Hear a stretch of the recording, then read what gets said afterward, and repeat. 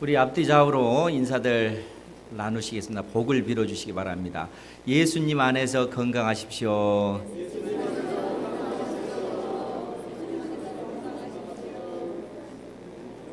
우리 주님 안에서 건강하시는 여러분들 되시기 바랍니다. 지난 두 주간 동안 우리가 시편 말씀을 통해서 어떻게 우리가 하나님 앞에 기도해야 될 것인가 라는 그러한 내용을 살폈습니다. 이제 다시 오늘부터 사복음서를 통해서 예수님의 그 행적을 살피고 그 행적을 통해서 주님께서 우리에게 가르치시는 또 내용을 우리가 배우기를 원합니다. 예수님께서 공성의 그 3년의 그 생애를 사셨는데 우리가 좀 더 면밀하게 보면 예수님께서 인간적인 우리와 똑같은 그 육신의 나이 30이 되어서 공생애를 시작을 하셨고 이제 31, 32, 33세 4월 초 6월절에 십자가에 못 박혀 죽으셨습니다.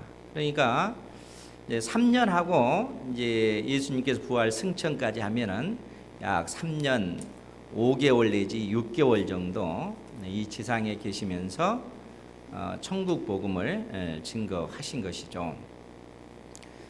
그런데 좀 더 그 내용을 살펴보면 예수님께서 그 공생의 1년을 이스라엘의 남쪽 지역인 유대 지역에서 천국 복음을 증거하셨고 이제 공생의 2년, 3년은 갈릴리 가버나움을 중심으로 해서 천국 복음을 증거하셨습니다.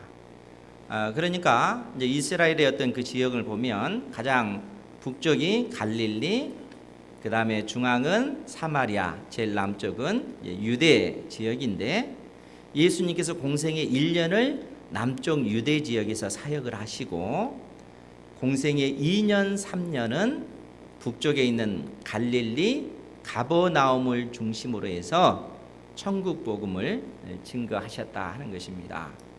그런데 예수님의 공생의 3년째 약 9월쯤에 우리 주님께서 이제 갈릴리 중에서도 이제 북쪽에 있는 이스라엘의 가장 북단에 있는 가이사랴 빌립보라고 하는 곳에서 제자들에게 신앙 고백을 받으셨습니다. 어떤 고백이냐면 주는 그리스도시요 살아계신 하나님의 아들 되십니다 라는 고백을 예수님의 공생의 3년째 약 9월경에 가이사랴 빌립보에서 이 신앙 고백을 받으셨어요. 그리고 이때로부터 주님께서 내가 이제 예루살렘에 올라가서 대제사장과 장로들과 서기관들에게 고난을 받은 후에 십자가에 못 박혀 죽을 것이다. 그러나 죽은 지 3일 만에 다시 부활하실 것이다 하는 사실을 예수님께서 제자들에게 가르쳐 주셨습니다. 그것이 이스라엘의 가장 북쪽에 있는 가이사랴 빌립보에서 되어진 일이고 이제 이러한 가르침을 주시고 나서 예수님께서는 남쪽으로 조금 더 내려오셔서 갈릴리 가버나움에서 잠시 머무르신 것이죠. 오늘 말씀은 이 가버나움에서부터 좀 살펴보기를 원합니다. 우리가 요한복음 7장 1절 2절에 보면 어떤 내용이 있냐면 우리 1절 2절 같이 한번 볼까요? 7장 1절 2절 시작. 그 후에 예수께서 갈릴리에서 다니시고 유대에서 다니려 아니하심은 유대인들이 죽이려 함이러라. 유대인의 명절인 초막절이 가까운지라. 아멘. 지금 이때의 그 상황이 예수님의 공생의 3년 9월 말쯤 되어지는 그러한 상황입니다. 그러니까 오늘 말씀에도 표현되어 있기를 그 후에 예수께서 갈릴리에서 다니시고 유대에서 다니려 아니하심은 유대인들이 죽이려 함이러라.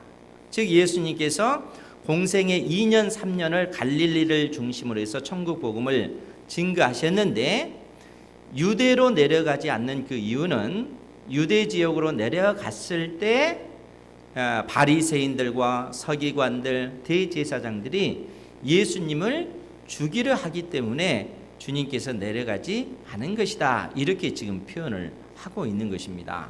그 말은 예수님께서 예루살렘에 가신다라고 할 때는 예수님께서 죽으실 것을 작정하시고 가시는 것입니다. 그런데 오늘 그 2절 말씀에 보니까 7장 2절 말씀을 보니까 유대인의 명절인 초막절이 가까운지라.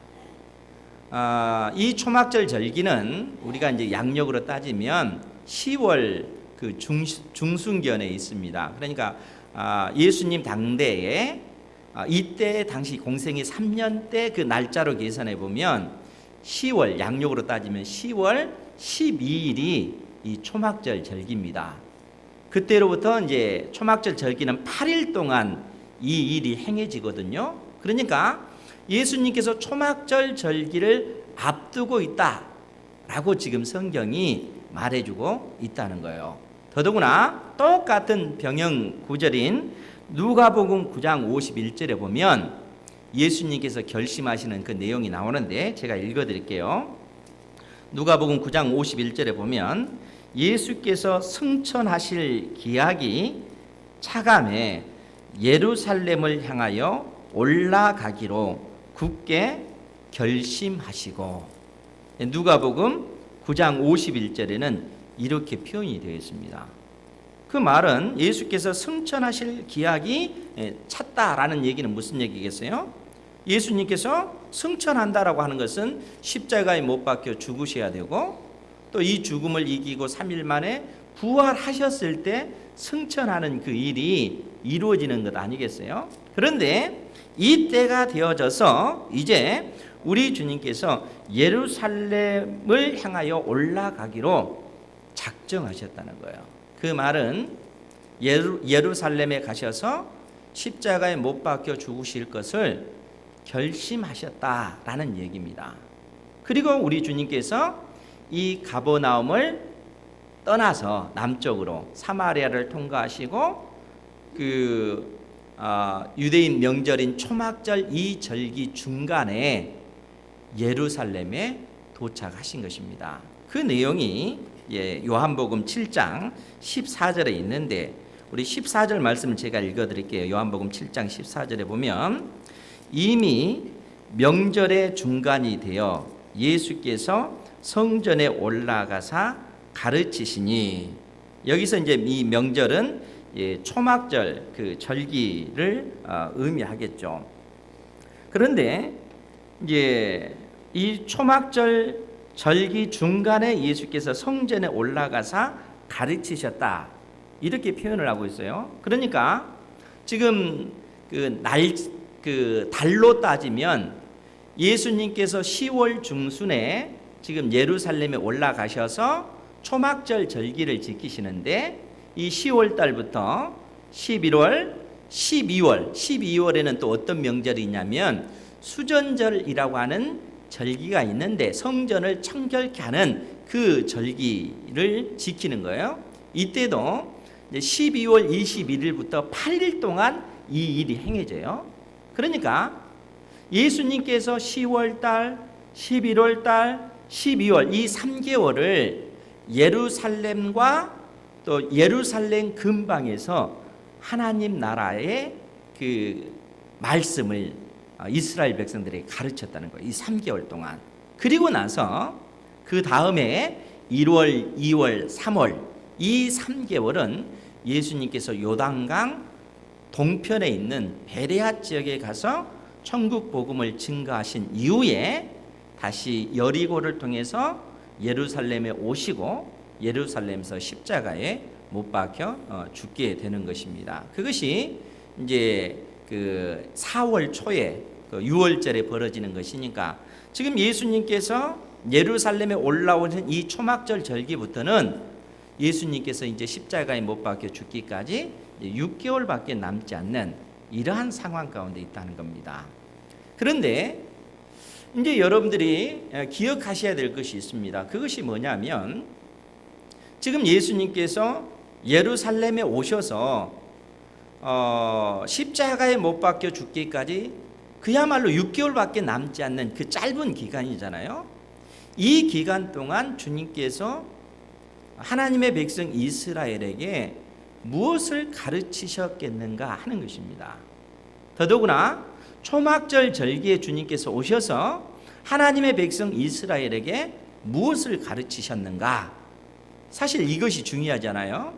그런데 오늘 우리가 그 사실을 알 수 있는 내용이 이제 19절 말씀에 뭐라고 기록이 됐냐면 19절 요한복음 7장 19절이에요. 모세가 너희에게 율법을 주지 아니하였느냐? 너희 중에 율법을 지키는 자가 없도다. 우리 주님께서 이 가르침을 주시는 겁니다.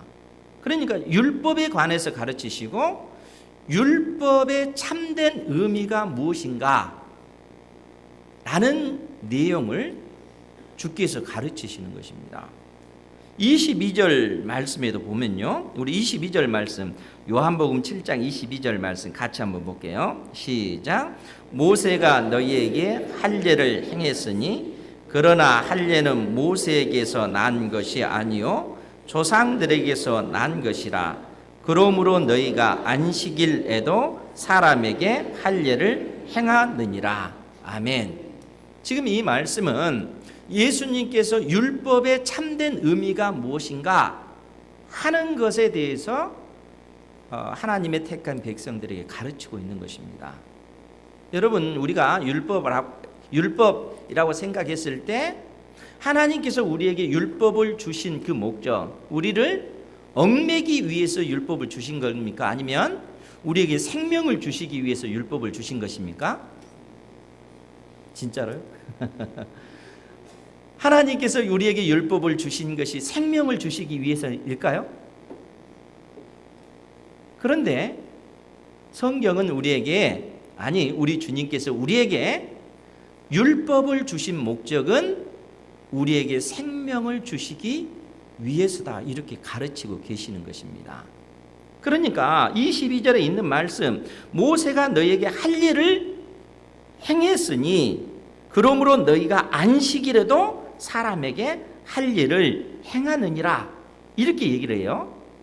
그러니까 할례를 행하는 문제와 안식일 문제를 지금 예수님께서 언급을 하시는 것입니다. 그러면서 23절에 뭐라고 얘기하냐면 모세의 율법을 범하지 아니하려고 사람이 안식일에도 할례를 받는 일이 있거든 내가 안식일에 사람의 전신을 건전하게 한 것으로 너희가 내게 노여워하느냐.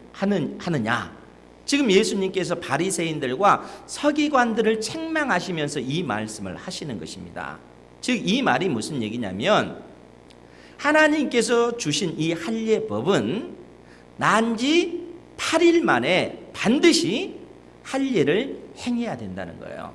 다른 날이 아니고 7일도 아니고 6일도 아니고 난지 태어난 지 8일째 되던 날에는 반드시 할례를 행하라. 이 계명이 하나님께서 이스라엘 백성들에게 주신 거라는 거예요. 그런데 문제는 뭐냐면 난지 8일째가 되던 날이 안식일이면 어떻게 돼요?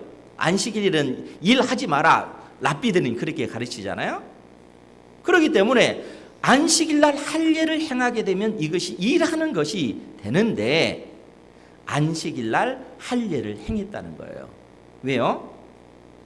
할례를 행하는 법이 안식일 법보다 더 중하다라고 생각했기 때문에 그렇다는 거예요.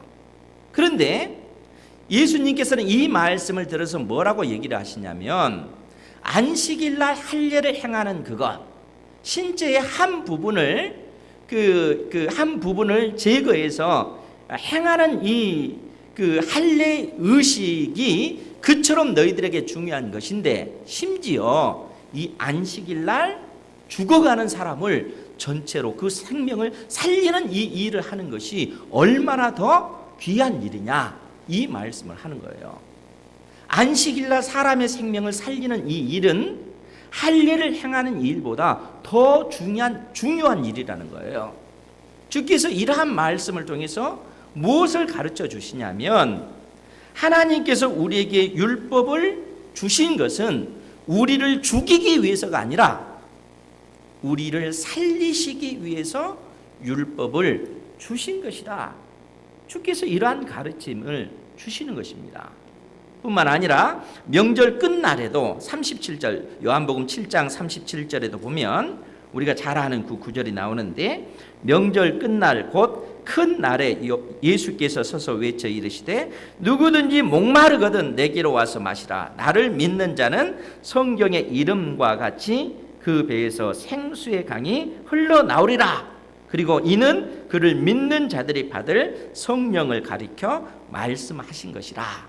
그러니까 초막절 절기 이 기간 동안 우리 주님께서는 율법의 참된 의미가 무엇인가, 즉 율법을 하나님께서 우리에게 주신 것은 우리에게 생명을 얻도록 주신 것이지 우리를 죽이기 위해서 주신 것이 아니다 하는 그러한 가르침과 하나님의 약속하신 그 성령이 우리 가운데 임할 것임을 가르쳐 주셨다는 겁니다. 이것이 초막절 절기 가운데 우리 주님께서 예루살렘에서 이 말씀을 가르쳐 주신 것이라는 거예요. 이러한 배경 속에서 오늘 우리가 읽었던 우리가 봐야 될 이 본문의 내용을 보도록 하겠습니다. 8장 1절 말씀을 보면 예수는 감난산으로 가시니라. 아침에 다시 성전으로 들어오시니 백성이 다 나아온지라 앉으사 그들을 가르치시더니, 지금 이 말씀이 어떤 그 상황인가 하면 결국 우리가 이제 전후 문맥을 통해서 살펴볼 수 있는 것이, 우리 주님께서 이 초막절 이 절기 가운데 밤에는 이 감난산으로 가셔서 기도하시고 낮에는 성전에 오셔서 하나님의 말씀을 가르치는 그러한 일을 반복적으로 하고 있는 그러한 모습임을 알 수가 있습니다. 그러니까 우리 주님께서 아침에 다시 성전에 들어오셔서 백성들이 그 앞으로 나오니까, 예수님께 나오니까 그들에게 하나님의 말씀을 가르쳤다는 거예요. 그런데 그 상황 속에서 어떤 일이 벌어집니까? 3절 4절 말씀 우리 같이 한번 볼게요. 요한복음 8장 3절 4절 시작.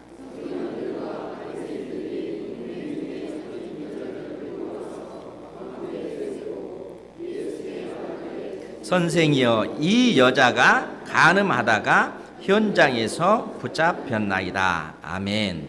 서기관들과 바리새인들이 음행 중에 잡힌 한 여자를 끌고 예수님 앞에 나온 그런 모습입니다. 그러면서 선생이여, 이 여자가 간음하다가 현장에 잡혔나이다. 이렇게 이야기하는 것이죠.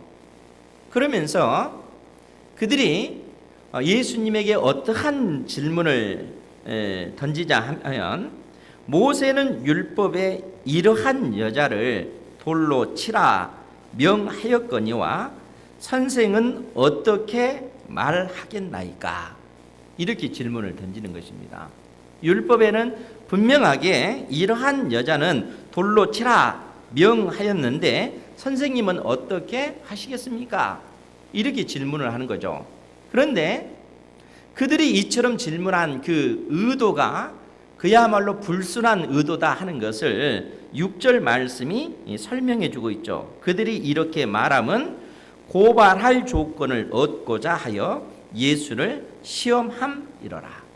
즉 이 사건을 통해서 그들은 예수님을 고발할 것이고, 그리고 예수님을 십자가에 못 박아 죽이려고 하는 그 음모가 이미 그들 속에 깊숙이 진행되어졌음을 성경이 우리에게 말해주고 있다는 겁니다. 그런데 이제 여기서 우리가 좀 생각해 봐야 될 것이 있어요.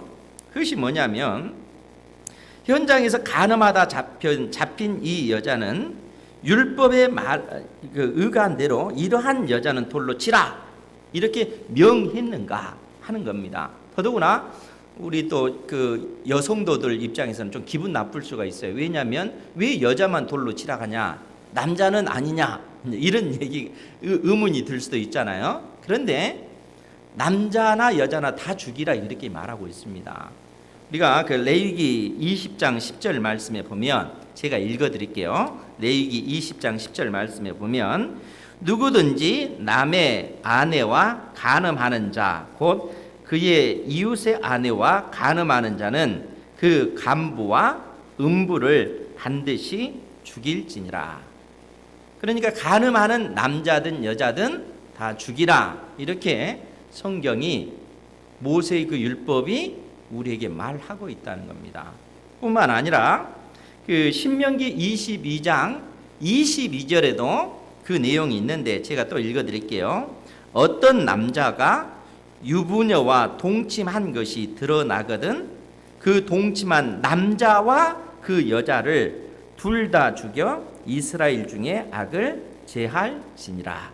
이렇게 율법이 우리에게 명하고 있습니다.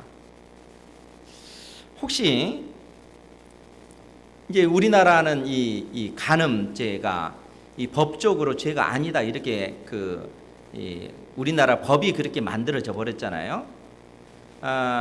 그러니까 세상의 어떤 그 법이 사람들의 어떤 인권, 자기의 어떤 그 권리를 스스로 내가 좋아하는 것을 선택하고 판단할 수 있는 그러한 권리가 있지 않냐 이것을 높이다 보니까 이 간음죄도 법적으로 죄가 아니다 이렇게 만들어 버렸어요. 그런데 여러분 세상의 법이 아무리 그러한 것이 죄가 아니다 라고 이렇게 상대적으로 얘기한다 할지라도 하나님의 법은 결코 시대가 바뀌어도 변하지 않는 절대적인 법입니다. 여러분 그걸 기억하셔야 돼요. 이 세상의 법은 상대적으로 그 시대 사람들이 많이 타락하면 다수에 의해서 이 법이 언제든지 바뀌어질 수 있습니다.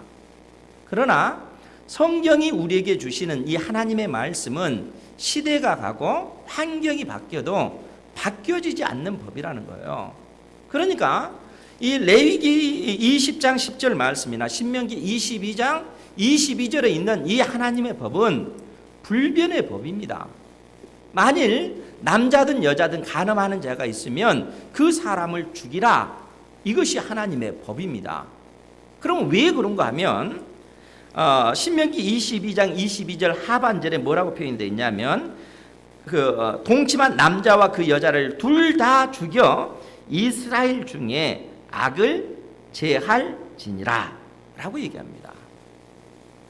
이 악이라고 하는 것은 이 확산하는 속도가 굉장히 강력하기 때문에 그것을 제지하지 아니하면 그 죄가 그야말로 온 세상에 가득할 정도로 확산되어진다는 겁니다.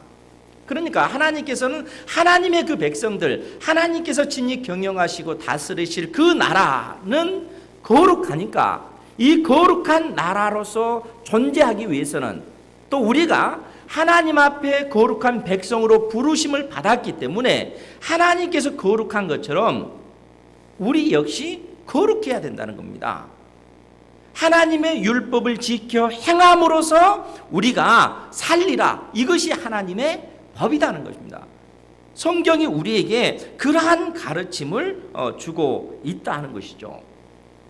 그렇기 때문에 이러한 그 율법을 이 서기관들과 바리새인들이 악용해서 예수님에게 이 질문을 던지는 것입니다. 율법에 이러한 여자를 돌로 치라 명하였거니와 선생은 어떻게 말하겠습니까? 여러분 사실 이것이 예수님의 입장에 있어서는 참 난감한 그런 질문이 될 수가 있습니다. 왜냐하면 그 율법을 어겨서 그 율법대로 돌로 치라라고 하면 지금까지 주님께서 가르치시는 바 율법을 우리에게 주신 것은 우리에게 생명을 주시기 위한 것이다. 이것이 율법의 참된 의미다. 이러한 가르침과 반대되는 그러한 그 말씀을 하시는 것입니다. 그런데 또 반대로 그 율법대로 이 여자를 죽이라라고 하면 그런 반대되고 또 율법을 어겨서 이 여자를 살려라라고 한다면은 하나의 고소 조건이 돼서 이 바리새인과 서기관들은 예수님을 당장 이 고발해서 예수님을 십자가에 못 박아 죽이려고 하는 이러한 악을 꾸밀 거다 하는 겁니다. 그런데 이러한 상황 속에서 우리 주님께서는 뭐라고 말씀하셨냐면 우리 7절 말씀입니다. 우리 7절 말씀 같이 한번 보겠습니다. 시작. 그들이 묻기를 마지 아니하는지라 이에 일어나 이르시되 너희 중에 죄 없는 자가 먼저 돌로 치라 하시고. 아멘. 우리 주님께서는 이제 이러한 상황 속에서 결국 뭐라고 말씀을 하시냐면 너희 중에 죄 없는 자가 먼저 돌로 치라 이렇게 말씀하셨다는 거예요. 그리고 다시 몸을 굽혀 손가락으로 땅에 쓰시니 우리 주님께서 땅에 무엇을 쓰셨는지 명확히 기록이 안 돼 있으니까 알 수는 없습니다. 그런데 우리 주님께서 너희 중에 죄 없는 자가 먼저 돌로 치라 이러한 말씀을 했을 때 사람들의 반응이 9절 말씀에 보면 아주 놀라운 일들이 그들 속에 나타나는 것입니다. 그들이 이 말씀을 듣고 양심의 가책을 느껴 어른으로 시작하여 젊은이까지 하나씩 나가고 오직 예수와 그 가운데 섰는 여자만 남았더라. 지금 주님께서 너희 중에 죄 없는 자가 먼저 돌로 치라 이러한 말씀을 하셨는데 사실 이때까지 수많은 무리들이 이 현장에서 가늠하다 잡힌 이 여자를 돌로 치기 위해서 기세등등한 그런 모습이었는데 주님께서 이 말씀을 하시자 그 말씀을 듣고 이 사람들이 양심의 가책을 받아서 어른부터 젊은 사람까지 한 사람씩 다 그 현장에서 빠져나가는 그러한 모습을 보여주고 있다는 겁니다. 여러분 어떻게 해서 이러한 일이 벌어지겠어요? 사실 보통 사람이라면 이러한 일이 일어날 수가 없겠죠. 그런데 주께서 하신 말씀의 그 권위가 그 권세가 그 속에서 나타나는 것입니다. 너희 중에 죄 없는 자가 먼저 돌로 치라 이러한 말씀의 그 권위가 나타나는 거예요. 누가복음 4장 32절에 보면 어떤 내용이 있냐면 그들이 그 가르침에 놀라니 예수님의 가르침을 받는 수많은 사람들이 그로 인해서 놀라니 이는 그 말씀이 권위가 있음이로라 이렇게 표현하고 있습니다. 예수님의 그 말씀의 그 권세가 그 속에 나타난다는 거예요. 그러면 여러분 생각해 보십시오. 지금 이 주님께서 너희 중에 죄 없는 자가 먼저 돌로 치라 이렇게 말씀했을 때 그 말씀의 그 권세가 그들 가운데 나타나는 거예요. 그러면 어떻게 이러한 말씀의 그 권세가 그들의 심령 가운데 나타나는가?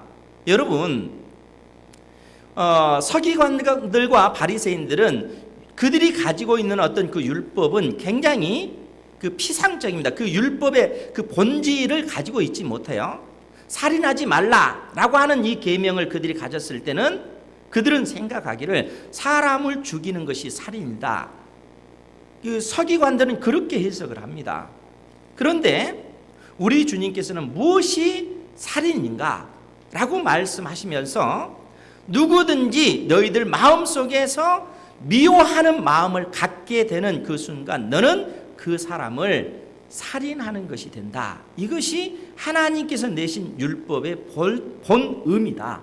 이렇게 가르칩니다. 이것이 율법의 참된 의미라는 거예요. 또 누구든지 간음하지 말라. 간음은 죄다. 이렇게 선언되어진 이 계명에 사람들은 현장에서 그 간음하다 잡힌 이 여인처럼 그러한 죄가 있을 때 그것이 죄다 이렇게 생각이 하는데 우리 주님께서는 뭐라고 얘기하시냐면 너희들 마음속에 음욕을 품기만 해도 이미 간음한 것이다. 이렇게 말씀하시는 거예요. 이것이 본래 율법의 그 의미라는 거예요. 그러면 여러분 생각해 보십시오. 이러한 하나님의 그 율법이 하나님의 이 말씀이 우리의 심령 가운데 온전히 비춰지게 되면 그 진리의 빛 앞에서 온전히 설 수 있는 인생이 있을 수 있겠습니까? 한 인생도 그 말씀 앞에 온전히 서 있을 인생이 없다 하는 것입니다. 우리 주님께서 너희 중에 죄 없는 자가 먼저 돌로 치라 이렇게 말씀했을 때 하나님의 말씀의 빛이 그들의 심령 가운데 비춰질 때 그들은 그 말씀 앞에 그 진리의 빛 앞에 자기 속에 있는 그 부정한 그 모든 것이 다 드러나는 것입니다. 온전히 돌을 들어서 현장에서 가늠하다 잡힌 이 여인을 향해서 돌을 던질 인생이 아무도 없다는 겁니다. 어른부터 젊은이까지 한 사람 한 사람 다 빠져나가는 겁니다. 왜요? 그 말씀 앞에 두렵고 떨리기 때문에 그렇습니다. 어느 누구 하나 죄인이 아닌 사람이 없기 때문에 그렇다는 거예요. 결국 이 말씀이 무엇을 의미해요? 하나님의 말씀 앞에, 율법 앞에 온전히 서 있을 인생이 한 사람도 없다는 것입니다. 철저히 모든 인생이 율법에 무능력한 그러한 존재다 하는 사실을 주님께서 이 말씀을 통해서 우리에게 깨우쳐 주시는 것입니다. 율법을 지켜 행함으로써 구원 얻을 인생이 없다는 거예요. 하나님께서는 율법을 우리에게 주실 때는 율법을 지켜 행함으로 우리로 하여금 생명을 얻게 하셨는데 정작 그 율법을 지켜 행함으로 생명을 얻을 인생이 하나도 없다 하는 것이 결과적으로 드러나고 말았다 하는 것입니다. 사랑하는 성도 여러분, 왜 하나님께서 우리에게 하나님의 법, 율법을 주셨습니까? 우리를 멸망시키기 위해서 주셨을까요? 그렇지 않습니다. 하나님께서는 우리에게 율법을 주실 때는 율법을 지켜 행함으로 생명을 얻도록 하기 위해서 율법을 주신 것입니다. 우리 하나님께서 그 율법을 주시고 신명기 28장을 통해서 우리에게 명확하게 얘기를 해주잖아요. 너희들이 이 율법을 지켜 행하면, 순종하면 너희들이 나가도 복을 받고 들어와도 복을 받을 것이다. 그 말씀을 주시잖아요. 그것이 28장 1절부터 14절까지의 내용입니다. 그런데 반면에 15절부터 무려 68절까지는 어떤 말씀을 해주냐면 너희들이 이 율법을 지켜 행하지 못하면 너희들이 저주를 받고 결국에는 멸망당해서 이방 땅으로 포로로 끌려갈 것이다. 신명기 28장이 우리에게 보여주는 내용이 그 내용입니다. 주님께서는 이러한 말씀을 주시면서 우리가 율법을 지켜 행함으로써 거룩한 백성답게 우리가 살고 생명을 얻는 존재로 살아가기를 원하신 거예요. 그런데 여러분, 그러한 어떤 그 은혜의 이 율법을 주셨음에도 불구하고 우리 인생이 율법을 지킬 수 있을까요? 철저히 우리는 그 율법을 지키지 못한다는 거예요. 율법을 지키지 못하고 결국에는 범죄하게 될 것이고 범죄에서 멸망당해서 이방 땅으로 포로로 끌려가고 말 것이다. 사실 이 내용을 신명기 30장이 우리에게 명확히 가르쳐주고 있습니다. 율법을 지켜 행하면 너희들이 생명을 얻을 것이다. 그러나 율법을 지켜 행하지 못하면 너희들이 결국은 멸망당하고 이방 땅으로 포로로 끌려가고 말 것이다. 주께서 이런 말씀을 해주셔요. 그리고 결과적으로 모세를 통해서 어떤 말씀을 주시냐면 너희들이 결국에는 율법을 지키지 못하고 멸망당해서 이방 땅으로 포로로 끌려갈 것이다. 이 말씀을 해주시는 것입니다.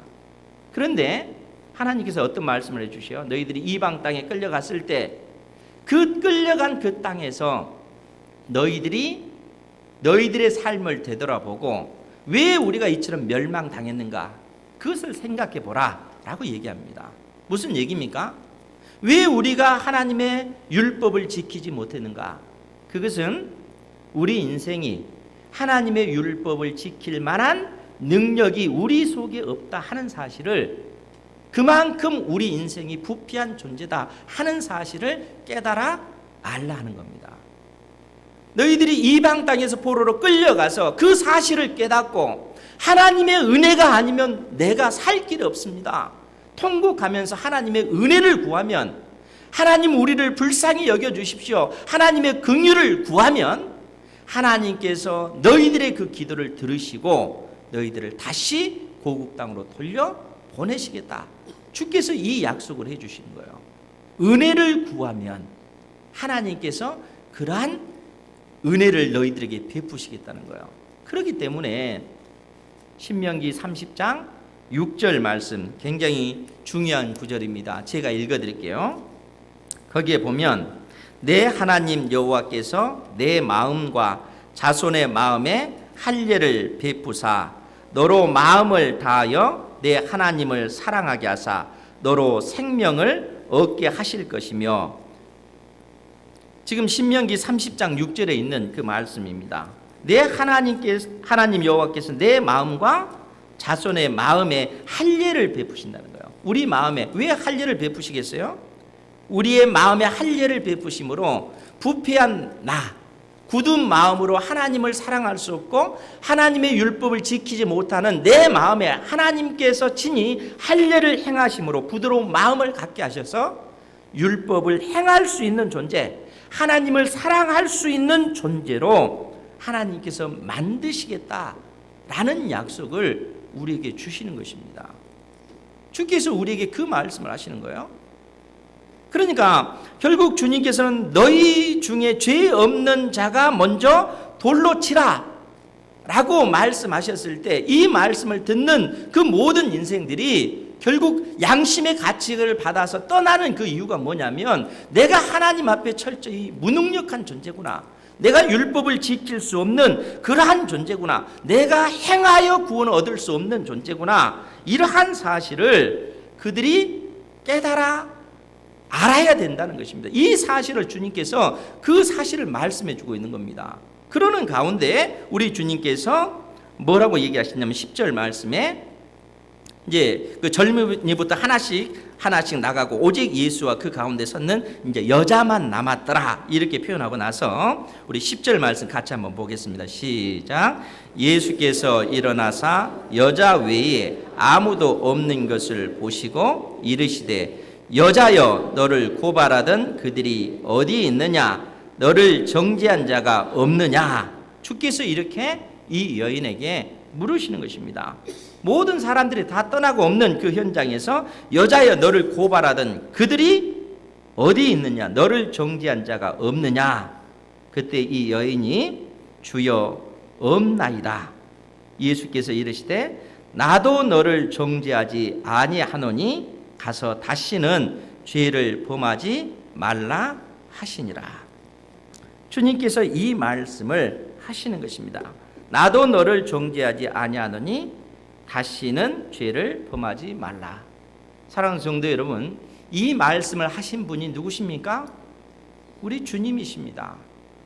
이 말씀을 하신 분이 하나님이시라는 거예요. 이 말씀을 하신 분이 택한 백성들의 모든 죄를 짊어지시고 십자가에 못 박혀 죽으실 하나님의 아들 우리 주님이시다 하는 것입니다. 우리 주님께서 나도 너를 정죄하지 않겠다라는 그 말은 너의 죄가 없어졌다 그 얘기입니다. 너를 의롭다 내가 인정하겠다 하는 얘기입니다. 뿐만 아니라 우리 주님께서는 이 여인에게 나도 너를 정죄하지 아니하노니 다시는 죄를 범하지 말라.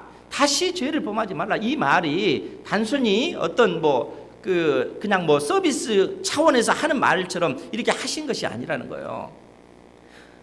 다시는 죄를 범하지 말라. 그 얘기는 네가 다시는 죄를 범하지 아니하도록 내가 너를 도와주겠다라는 그 의미입니다. 우리 주님께서 그러한 말씀, 그러한 약속을 주시는 거예요.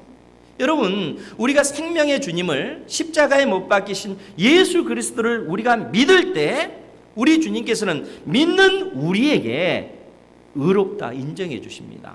너 죄 없다 그 얘기예요. 나의 모든 죄를 예수님께서 십자가에 못 박혀 죽으셨기 때문에 우리의 모든 죄 문제를 주님께서 다 사해 주시고 너를 의롭다 이렇게 인정해 주시는 것입니다.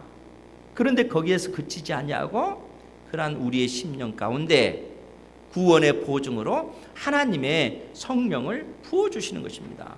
예수 그리스도를 믿는 여러분들에게 이미 하나님께서는 의롭다 선언하실 뿐만 아니라 여러분들 속에 약속의 성령이 거하시는 것입니다. 이런 놀라운 은혜를 하나님께서 우리에게 주시는 거예요. 주님께서 이 현장에서 간음하다 잡힌 이 여인에게 나도 너를 정죄하지 아니하노니 다시는 죄를 범하지 말라라는 이 말은 결국에는 이 여인을 의롭다 주님께서 인정해 주시는 것이고, 이 여인의 심령 가운데 하나님의 성령을 부으셔서 이 여인이 다시는 죄를 범하지 아니하도록 하나님의 말씀에 순종하는 삶을 살아가도록 주께서 도와주시겠다라는 약속이 이 속에 담겨져 있는 것입니다. 여러분, 마태복음 5장 17절에 보면 우리 주님께서 무슨 말씀을 하셨냐면, 내가 율법이나 선지자를 폐하러 온 줄로 생각하지 말라. 폐하러 온 것이 아니요 완전하게 하려 함이라. 예수님께서 이 땅에 오신 것은 율법을 완전하게 하기 위해서라는 거예요. 율법을 없애기 위해서 오신 것이 아니라 율법을 완전하게 만드시기 위해서 예수님께서 이 땅에 오셨다라고 그렇게 말씀하십니다. 뿐만 아니라 로마서 3장 31절에 보면, 그런즉 우리가 믿음으로 말미암아 율법을 파기하느냐? 그럴 수 없느니라. 도리어 율법을 굳게 세우느니라. 무슨 얘기입니까? 믿음이 율법을 굳게 세운다는 거예요. 믿음이, 우리가 예수 그리스도를 믿음으로 말미암아 우리가 의롭게 되어지고, 의롭게 되어진 우리 속에 하나님의 성령이 거하셔서 진리의 성령께서 율법을 지킬 수 있도록, 순종할 수 있도록 나를 도우시기 때문에 믿음이 오히려 율법을 굳건하게 만든다는 거예요. 믿음이 율법을 완성시킨다라고 주께서 우리에게 가르쳐주고 있는 것입니다. 이 믿음이 우리에게 있는 줄 믿습니다. 이 믿음 안에서 진리의 성령을 의지해서 우리는 이 땅에서 그래서 거룩한 자녀답게 살아가기 위한 영적 투쟁을 행해 나가야 된다는 거예요. 과거에 범했던 이 죄를 반복해서 짓는 것이 아니라 내 안에 거하신 하나님의 성령을 의지해서, 예전에는 내가 무너졌지만 이제는 내 안에 계신 성령의 그 도우심을 힘입어서 이 죄와 싸워서 이기는 그 길을 걸어가야 된다는 거예요. 왜요? 우리가 이미 구원받은 존재이기 때문에 그렇다는 것입니다. 구원받은 존재이기 때문에 믿음으로 율법을 굳건히 세우는 이 길을 걸어가야 된다. 성경이 우리에게 말씀하고 있는 것입니다. 또한 로마서 8장 4절에 보면, 육신을 따르지 않고 그 영을 따라, 즉 성령을 따라 행하는 우리에게 율법의 요구가 이루어지게 하려 하심이니라. 성령을 따라 행하는 우리에게 율법이 요구하는 그 요구를 이루려 함이라. 결국 우리는 이미 구원받은 백성이고 우리 안에 하나님의 성령이 계시기 때문에 이 진리의 성령을 의지해서, 나는 무능력하지만, 나는 연약하지만, 나는 율법을 지킬 수 없는 전적인 그러한 부패한 그러한 존재였지만, 이제는 내 안에 하나님의 성령이 계시기 때문에 하나님의 말씀을, 율법을, 계명을 지킬 수 있는 그 힘과 그 능력을 성령께서 공급하시기 때문에 이 일들, 율법의 요구를 이루어지게 하려 하심이니라, 이렇게 표현하고 있는 것입니다. 우리가 율법을 행할 수 있는 그러한 존재가 됨을 믿으시기 바랍니다. 사랑하는 성도 여러분, 그래서 예수께서 우리 죄 때문에 십자가에 죽으셨고, 우리가 예수의 십자가를 믿을 때 우리를 하나님께서 의롭다 하시고 구원의 보증으로 이제 성령을 우리에게 보내주셨습니다. 이 진리를 여러분들이 견고히 붙잡고 있어야 된다는 거죠. 그래서 내 안에 계신 하나님의 성령, 성령의 능력과 도움으로 이제 우리는 율법을 지키는 자로 하나님의 성령께서 우리를 만들어가고 계시다는 것입니다. 이것이 하나님께서 우리에게 율법을 주신 그 본래의 그 의미라는 거예요. 율법을 지켜 행하는 존재로 우리를 만드시기 위해서 우리에게 율법을 주신 것이지, 율법을 통해서 우리를 멸망시키기 위해서 주신 것이 아니다 하는 것입니다.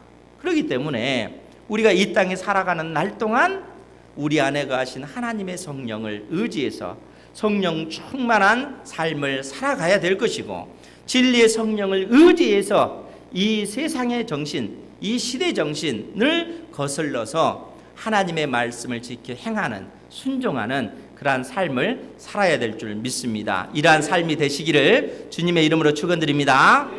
아멘. 기도하겠습니다. 자비하신 아버지 하나님, 현장에서 간음하다가 잡힌 그 여인을 또 서기관과 바리새인들이 데려와서 돌로 치려하고 또 예수님을 시험하실 때 우리 주님께서는 죄 없는 자가 먼저 돌로 치라 말씀하심으로써 하나님의 말씀의 그 권위, 그 권세를 그들에게 보이셨나이다. 어떤 인생이 하나님의 있을 수 있겠습니까? 아버지 하나님의 그 은혜가 아니면 우리가 살 길이 없고 철저히 하나님 앞에 우리는 무능력한 존재요 또 무기력한 존재인 것을 고백하옵나이다. 이러한 그 연약한 우리 인생이 생명의 주님을 믿을 때 주께서 우리를 의롭다 하시고 우리 안에 하나님의 성령을 보내주셔서 진리의 성령을 의지하여 이제 이 세상 속에서 거룩한 자녀로서 구별된 백성으로 살아갈 수 있도록 우리를 도우시니 감사드리옵나이다. 끊임없는 이 세상 속에서 죄악된 그런 생각들과 싸우고 그 삶의 방식을 버리고 주님께서 원하시는 그 믿음의 그 길을 걸어갈 수 있도록 저희들에게 은혜를 더하여 주시옵소서. 예수님의 이름으로 기도하옵나이다. 아멘.